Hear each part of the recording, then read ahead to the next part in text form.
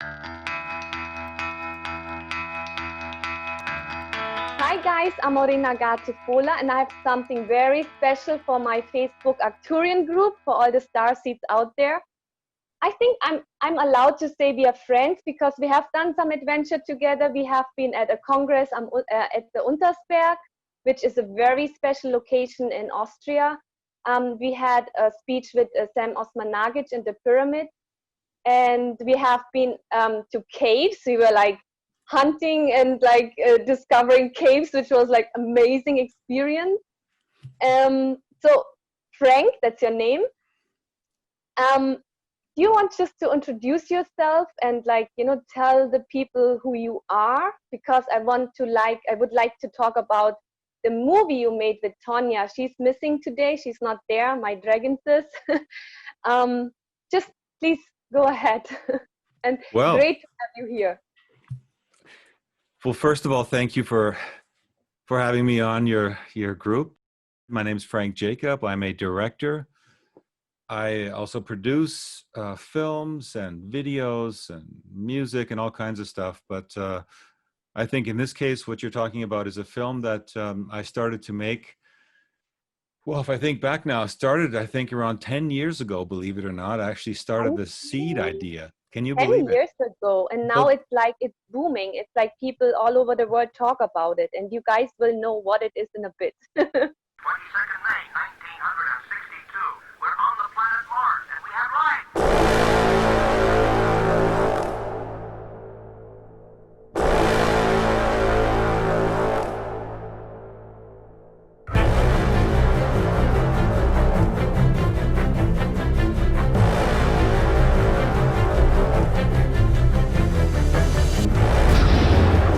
The space program, as most people understand it, is completely a front.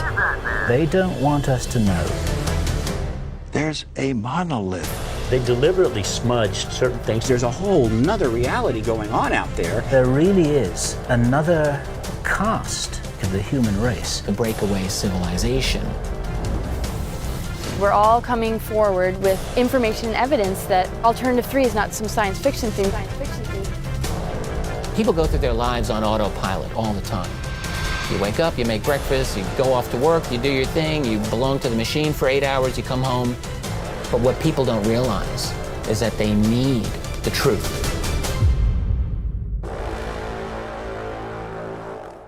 Well, the film, it has a strange title, and the title was given to me by one of the people that I met on the road filming while I was showing kind of a trailer that I cut to interest some of the potential protagonists for the film. And in that little trailer clip, you can see me packing my bags and getting on a plane.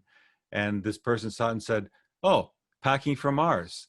So I thought, that's it. That's the title, right? So that's how the title got named.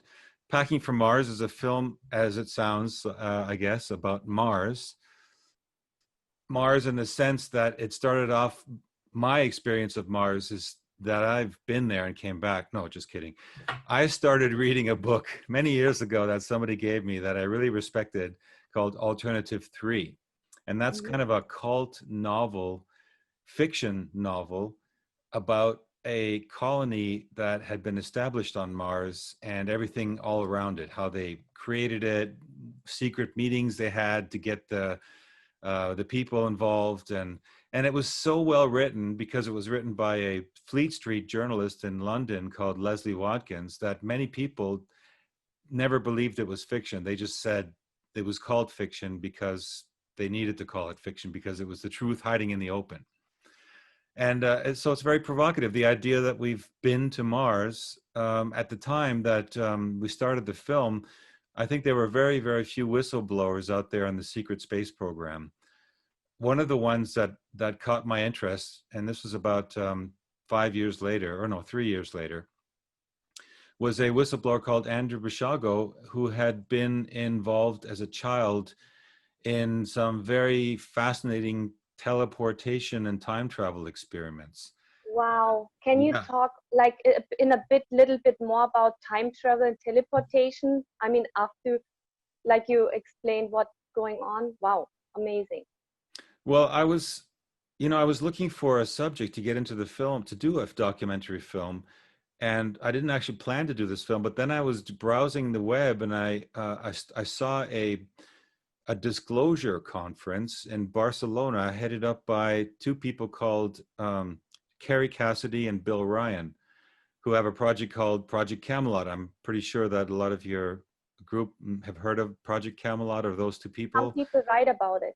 They're kind of the pioneers in interviewing whistleblowers that were involved in these super secret black ops projects.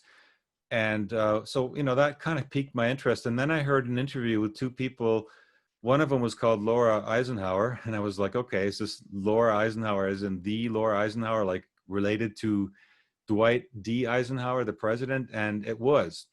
And the other person was Andrew Bishago. Andrew was really, really well spoken, and it was a fascinating interview. And he was going on about all the stuff that he'd done as a child in these programs, doing teleportation from New Jersey and what he calls the real Project Pegasus. Now, there's been a lot of information that's dropped into the online community since then. Many whistleblowers have come forward. It's really become actually quite cluttered, but Andrew's story is so clear. Frank, what happened is when I was in Hawaii, I was there 4 months. It was crazy because it was just, everyone was talking about Corona and COVID. And in the news, like everywhere in whole of America, it was stated and shown up, like it was showing, and they were stating, yeah, there are UFOs, they do exist. And no one reacted. It was so weird. Well, it's funny because I think that my personal thoughts, and this is probably another subject, is that that's a deliberate strategy. And I don't know, you know, what to make of all the people that have come forward with these claims. When you watch the film, what we tried to do with Packing from Mars is, you know, it's a crazy subject, but we still wanted to make it kind of grounded. We wanted to base it on, first of all, real live testimony, which is why I decided to get on a plane, fly thousands of miles, and sit directly in front of these people, because I think it's a totally different experience when you're sitting across from them. It's amazing. You know, and they're telling you, looking in your eye, that they've been to Mars or that they're involved in these teleportation programs. And it, of course, contradicts everything that we've learned. So yeah, it's like mind blowing. It's like you're sitting in front of them and it's like, whoa, is this real? But right. My question is, when you meet those those are whistleblowers, it's like top secret knowledge. Was it dangerous for you? Did you have, like, were you scared? How did you meet up? Like, did you have to meet at a special place? You know, I mean, that time when you made that movie, it was not out there. It was still hidden, you know? Right. I think some of the people, it was definitely very strange, because in one particular case that I can remember, it was one of the protagonists in the film, Luca Scantamburlo. He's an Italian investigative journalist, and he shared a lot of stuff with us about Apollo 19 and Apollo 20, which we were bringing in terms of, you know, the story of Alternative 3, that there was a base on the moon from which they launched to go to Mars. And at the time that I was doing this research, I came across this Italian journalist, and I set up an appointment to meet him, and he would only give me geographic coordinates. So I had to drive and find these coordinates, park the car, and kind of like, you know, like, okay, is that him? You know, and then, you know, so after he met us and the coast was clear, he took us to his place, and we did the interview. That was, you know, one example. And I think, and I think he was totally justified, because his information was coming directly from a whistleblower out of the Vatican, and the Vatican's own secret space program. And this had been given to him from actually a quite famous Italian soccer player turned journalist, who got freaked out and scared and gave it to Luca, and Luca began to follow the story. And so I think he was looking over his shoulder just a lot, living in Italy and everything. Yeah. Now, there were some other locations that we went to. Like, it wasn't, the other aspect of the film was, yes, live testimony from the actual witnesses into the camera. The other thing was, well, if these places that they did these experiments existed, then why not go there and check it out, see what's going on there, right? And find them and see if there's any traces of what had happened back then. So that was another part of it. And that part was a bit, that part got a bit scary on a couple of occasions for sure. One time I almost got arrested, and wow. I had brought along a poor, unsuspecting camera guy that from a friend in Austria. It was her son. And he came along to the location, and we did some filming, and we were walking around this location where the teleportation rooms, the elevators, this is a very unusual looking building. You'll see it in the film. At the top of the building, there's these elevator shafts that go up to nowhere. And Andrew was talking about how you got into this elevator shaft, and the elevator shaft basically shot up, and you exited through these shafts and disappeared through like a wormhole before you landed on another portal, almost like a landing station. These are apparently in various places, not just on Mars, but also on the Earth and possibly other planets. Yeah. So essentially we went to this building, and we were walking around filming, and I went inside the building, and I went around, and then all of a sudden there was this siren, and this guy runs up to us and busts us, you know. And I left. I mean, he made me erase, unfortunately, all the footage, but I kind of played him a little bit. I said that I was with this Austrian rock star because my fellow cameraman had long hair and he looked like a rock star. So I said he was a rock star. We're looking for filming locations for his rock video. He asked the guy asked where we'd been before. And I said, oh, I was, you know, in different parts of Hollywood. And one of the still keyframes on my camera had a tree. And so when he was he actually looked at my camera, made me right in front of his nose delete all this footage. But the one keyframe with the tree, I said was from Hollywood, but that was actually the footage of him busting us. And that actually made it into Packing for Mars as well. Oh my God. So, and the other thing that I was thinking about when I went on the trip is I got a press pass and all this stuff, because I figured, okay, if I'm going to be out in the middle of nowhere and I get busted, or black helicopters will come or something, I'm going to have a story that the best deal would be to say that I'm a photographer and a press agent or something. And I needed an accomplice. And I had this sort of fantasy in my mind that maybe one of my friends would have a good looking girlfriend, and I would convince her to come along on the trip with me. And she would be posing as a model if we got busted, you know? And so it didn't take long, a couple of days into the journey, where I ran into the hitchhiker. And the hitchhiker story, of course, is built into Packing for Mars as well. And that person turns out to be Tanya Maidenford. That's just a couple of anecdotal stories to the making of the film in the background. Yeah, and just to for the others, Tanya is his partner. She is like, they're together, like they do all the adventure stuff together. It's just amazing. Wow. Frank, that is like breathtaking. It's like, I don't know what to say now. That's like crazy in a way. Okay, before I want to go to Mars, okay, I would like to know, what do you think and how do you think the wormhole works? Like, is it like an alien technology? Is it like, I mean, I guess for sure, I believe it is. I mean, but how do you think it works? Like, you know, it's like you're going to an elevator and then you go through a wormhole, and then it's like, whoa. Well, the way the way it was described to me was that it wasn't like in the series Star Trek, where they step on a platform and then their body gets, you know, dematerialized. And then the molecules reassemble somewhere else. It actually works a lot more like, it's based around two technologies that I heard about. One of them was based on something called the chronovisor. The chronovisor was invented by a Vatican priest called Pellegrino Ornetti. And he was a physicist working at the Vatican, and he was trying to decipher a way to record audio from the past.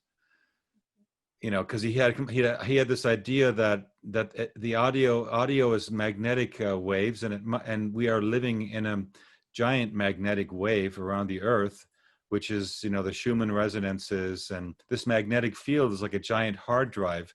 And his theory was that all the sound waves must be stored there somehow and must be recapturable. And he was right. And he was actually not only able to capture the audio from previous events, but he was actually able to capture gritty black and white video of ancient historical events, if you can imagine. Fascinating stuff. This chronovisor blew a lot of people's minds. And I think that when he sat down, you know, we had somebody in the film called Ernst Zinkowski, who was an expert in transcommunication, sort of communication with people on the other side after they've left their bodies, the dead people. And he was telling us about the chronovisor, and he explains kind of how it works. And he also explained that essentially in its history, once the inventor sat down, the Pope and some high brass and probably American CIA or Secret Service people, they flipped out and essentially took it off the market. It wasn't really on the market, but so to speak, they just confiscated it. Yes. Now, at the same time, there was another project underway in America under DARPA. Frank, one second. So you're actually saying the Vatican is not just religious, they're actually doing physics, like they're doing different tests, and they're just not into religion? Is that what you're saying? Yes, absolutely. They are like experiments. They are they are an organization with ungodly amounts of money, and they use this money to they've gathered artifacts from around the planet, and they've of course found some pretty earth-shattering things, and they're not sharing those things with the general public because it would ruin the oversimplified picture of, you know, of the Christian or the Roman Catholic religion. You know, I think the most controversial thing was that I heard about when I was like 15 was the Council of Nicaea took out a book about reincarnation. They just deleted that part because it wasn't Yes, cool. they did. Yes. Right, but I think this goes much further, and yes, they absolutely do. They have they even have telescopes that they work with on the South Pole and on the North Pole. And that's one of the guys in our film, Luca, was talking about this telescope that they had worked with because they'd seen a planet approaching our Earth. Because one of the things that I wanted to explore was the cataclysms that might happen to Earth that might force a group of secret society people to get together and figure out a rescue plan. And one of the things was, well, what would be earth shattering that would be coming our way? And of course, everyone's talking about climate change now. But I mean, I think you can debunk the climate change argument pretty easily if you look back in history. But one of the things that I thought was interesting, and that was kind of circulating in a lot of buzz back in 2010 and 11, was Planet X.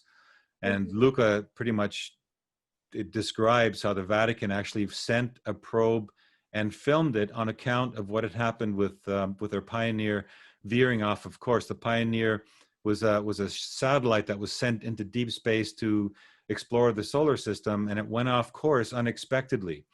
And they found out why, and that reason why led them to discovering Planet X and actually filming it.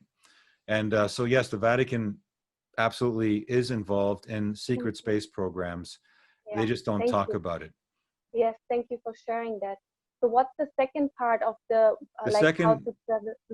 The second part is the part that DARPA was working on, which was technology based around the works of an inventor called Nikola Tesla. Yes, everyone is like, he's a big hero now. Like, well, yeah, he's now come into his own, and you know, now his technology, people are discovering things about him that he did over 120 years ago. I mean, most people don't realize that 120 years ago, Nikola Tesla had invented wireless telecommunication. I mean, what we use every day with our handies now, he was doing that 120 years ago. It's mind-boggling. And he also worked on things like electricity, wireless electricity. He was sponsored by a very powerful billionaire who was sort of a Rothschild protege called J.P. Yeah, he was into oil, right? Yeah. Well, J.P. Morgan was in basically was a Rothschild lackey, a little boy that had been given a few billion to play with, and he became an important U.S. banker. And one of the things he did was he sponsored people like Nikola Tesla. Why? Because he saw the potential for them creating technology which they would make a lot of money with. One of them being electricity. And at the same time, Edison was developing electricity as Tesla. Tesla even worked for Edison. He quit because he obviously couldn't work in that environment because I don't think Edison wanted to take any of his inventions very seriously or develop them. So he went on his own. one of the things he developed was wireless electricity. And, you know, of course, some people may know the story. Essentially, his funding was cut, and he basically retired in New York, you know, and pretty much poor, they say. But you know, the end of his life is very mysterious. He was also involved in the Philadelphia project because he had figured out a lot with magnetics and ley lines and the inner Earth. And I think that DARPA took this technology, as far as I understood from what we were told in the film by some of these protagonists, and they basically combined the idea of traveling along these portals, energy lines, and they combined it with the idea of setting like a coordinate, not just in physical space, but also in time space, so that they could actually go in time and teleport to a different location. Andrew Basiago's story is pretty interesting, that he goes back to the days of Lincoln, and he has a photograph that he shows himself showing up in this scene. And the whole interesting story, we didn't go so much into it in the film, but we talk a lot about it in our presentations and things. But yes, the teleportation is based on these two principles of actually folding kind of space and time. And instead of you traveling from point A to B, what they do is it just folds it like a piece of paper, you know, and then you just, instead of going all the way around, you just go from, you know, through a very small space. It only takes maybe 10 minutes instead of a year to get to your destination. Wow, amazing. Thank you so much for explaining that to us, Frank. I have another question now. You made that movie about Mars. And I remember one, like I had the honor to translate once from English to German. That was at the Congress, right? When you remember. And Sam Osmanagic was also there. He is actually, how do you say, he found the Bosnia pyramids, and he's actually like working with a lot of volunteers, and they're helping to like rediscover the pyramids there. And at the same time, you were saying you found that there were pyramids on Mars. Now, my question is, how did you get those pictures? Because I know there's another big story about it. And what do you think the pyramids are for? Because when we have them on Earth all over the world, and I'm here in Tulum, and I'm surrounded by pyramids like Koba, Ekbalam, and we have them all over the world. What do you think they are? What are they for? But please, let's start with the Mars project. Well, the pyramids on Mars tie into ancient archaeology. And I think that's how we've sort of crossed paths with Sam Osmanagic. And because, you know, he's found these pyramids, and they're ancient. I think they've been dated to 30,000 years ago. And, you know, because of this investigation into pyramids, into archaeology, it led me to meet J.J. Hertog, who is another sort of paleoarchaeologist who's got a lot of experience with the pyramids all around the world as well. But I think, you know, most recently the pyramids of Egypt. And he's one of these unique characters that has been involved in a very elite group of authors, scientists, movie makers, like influencers, I guess you call them. Now they're called, like, the term influencer. Everybody who's online now knows that word, what influencer is. Yeah. But those influencers, they've existed a long time. They just never called them influencers back then, but they were. And that means that the government, which is keeping secrets and which is making discoveries out of the public view, and keeping those secret for many reasons. But for one reason is this idea of keeping society stable and not shocking people with information that may destabilize what they've so carefully built up over the last 150 years, this structure of society that we have around us, and everyone pays taxes and goes to school and has their job and doesn't ask questions. And is fed their information from the news channel and gets all the information from the science channels or from, you know, all these sort of mainstream publications. Like human slavery. Right. It's like the open air prison, as I like to call it. Yeah. And but JJ is one of these guys that has been around, and he was around in the early days of Jet Propulsion Lab. And as a result of that, he was given slides and pictures of a certain pyramid configuration in a part of Mars called the Elysium Quadrant. Now, this isn't the Sidonia Plateau, which I think most people are most familiar with. It has that 5-sided pyramid on it, and it also has the face on Mars and some of the more famous monuments. I think the face on Mars, which Richard Hoagland sort of first brought to light, is what got the whole Mars mania started. But unbeknownst to many other people, there are other archaeological sites on the surface of Mars which point to a civilization which lived there. I think I'm actually convinced that it wasn't just one, but there's been waves and cycles of civilizations on Mars, just like there has been on Earth, which is one of the things that Sam is a perfect example of with his pyramids in Bosnia. It means that there was a civilization in and around Bosnia which built pyramids. And there was civilizations all around the planet, our planet, which built pyramids, and which indicates that there was a pyramid civilization at some point or at various points in our history, in our archaeological past. I mean, I always, like when you were talking about teleportation, I mean, I had vision, I'm psychic, I can see and read energies, right? That's what I do. And I'm a starseed, and I have visions, like especially before I came here to Loom, that I would come through the pyramid. I would, like, you can say teleportation, maybe incarnation. I came through the pyramid, but then the people couldn't cope with the energy when we came because we were like different beings. And since we have the pyramids all over the world, for me, it's like, I mean, when I connected with Nikola Tesla and he created like free energy in a way, it's like the pyramids for me, it's like to keep the crystal grid going on the earth. And at the same time, it can create a huge shield around the earth. And we can do teleportation from here to Earth to other places on Earth and to other galaxies or planets or stars. Well, I mean, I think it's an idea that has been postulated by quite a few people that the pyramids are possible teleportation structures, or that certain parts of them or certain chambers of them have qualities which may make them feasible as pods, as teleportation pods. And I mean, it's also known that the pyramids that are on other planets, there's pyramids on the moon, there's pyramids on Earth, there's pyramids on Mars, apparently there's pyramids on Venus and other parts as well, that they're like geodesic markers.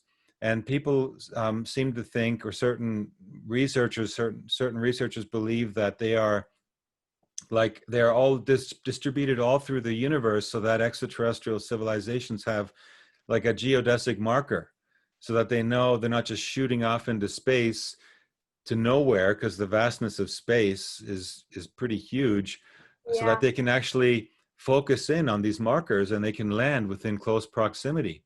Like in fact, coordination, like Stargate. Yeah, like Stargate coordinates. And I think that what's surfacing now is research showing that deep space, I mean, it might not even be possible to traverse deep space. Apparently, it's extremely radioactive, extremely hazardous, and much more so than we've ever figured. The newest research is showing us that I think to venture out into deep space is like suicide.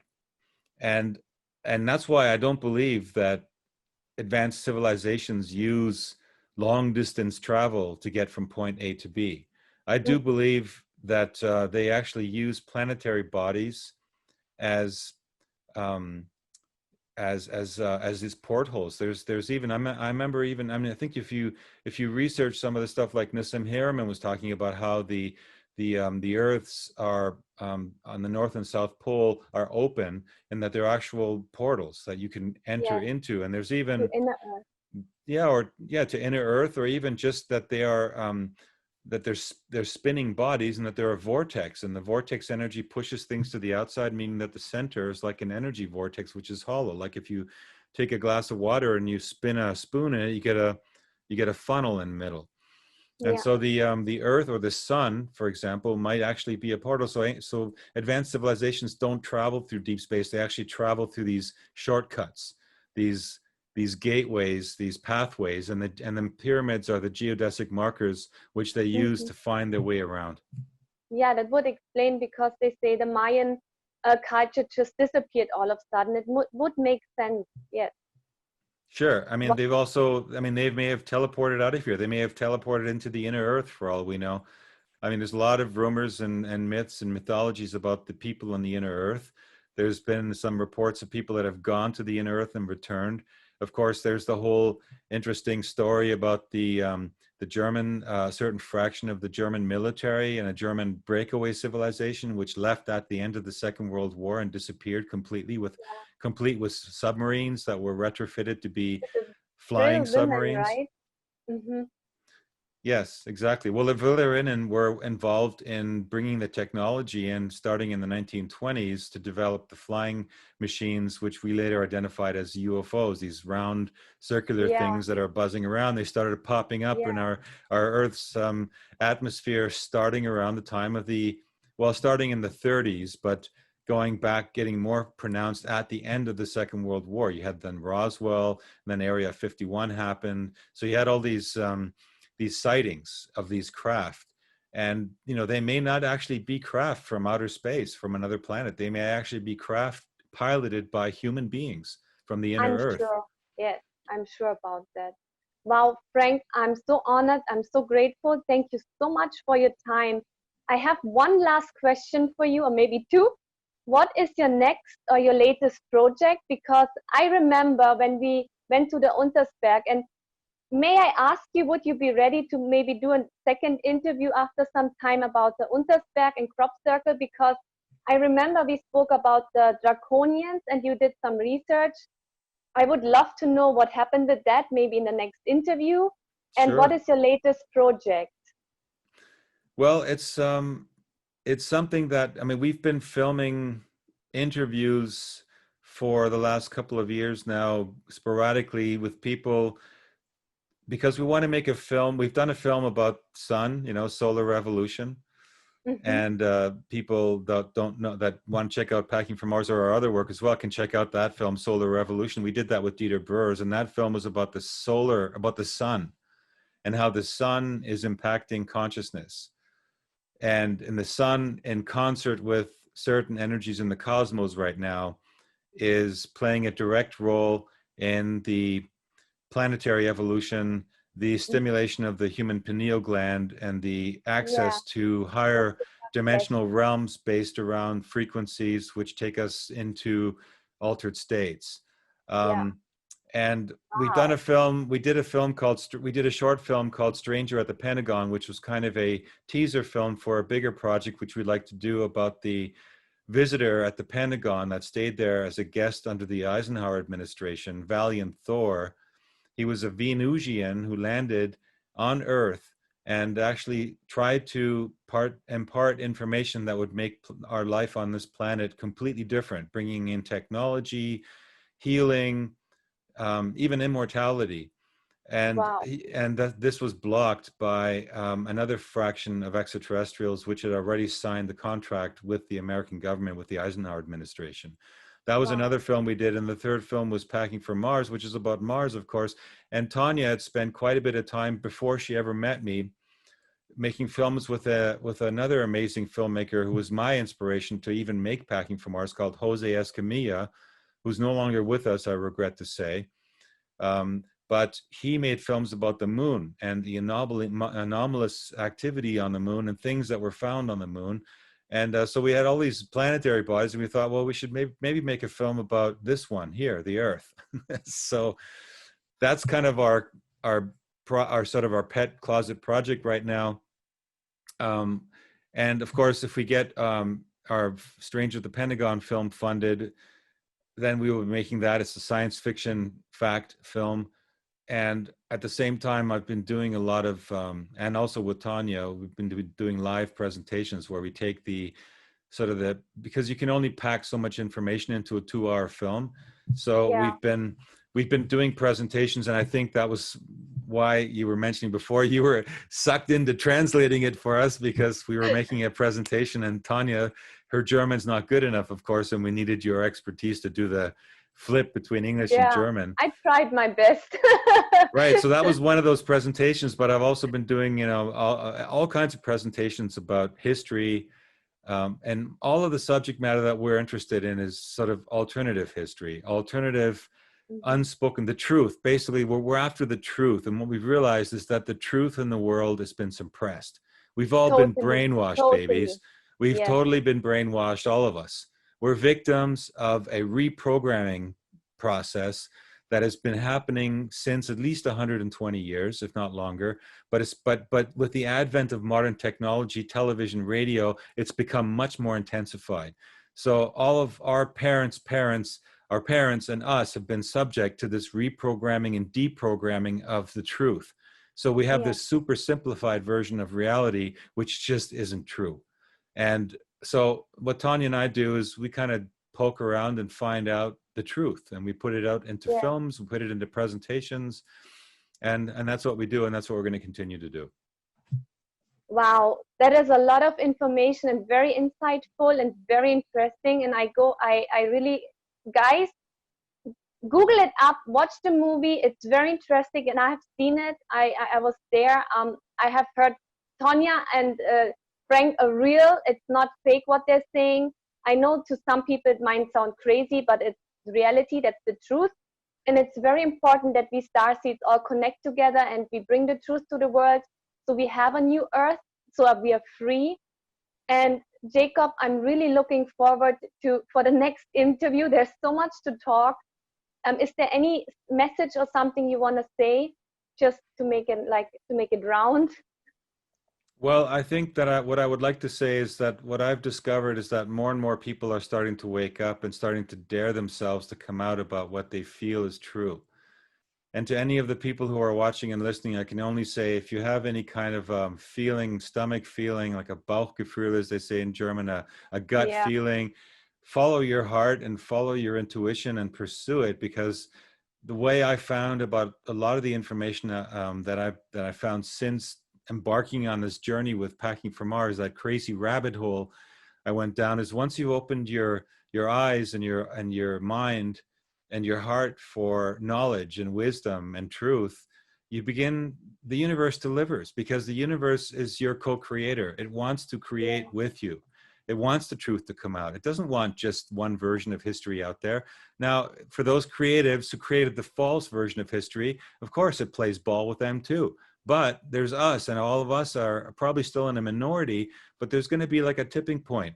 I think it's something like when 3.5% of the population believe in a certain idea, it suddenly manifests. So yeah, maybe boom. this is why we're seeing a lot more UFO activity. We're seeing a lot more hints at disclosure.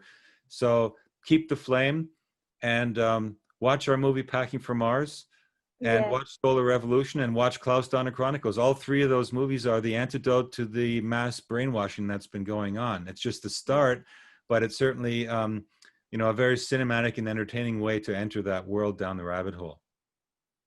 woo, thank you so much, Frank. Guys, okay, you have a beautiful day, good night or good morning, and looking forward to see you all soon. Bye.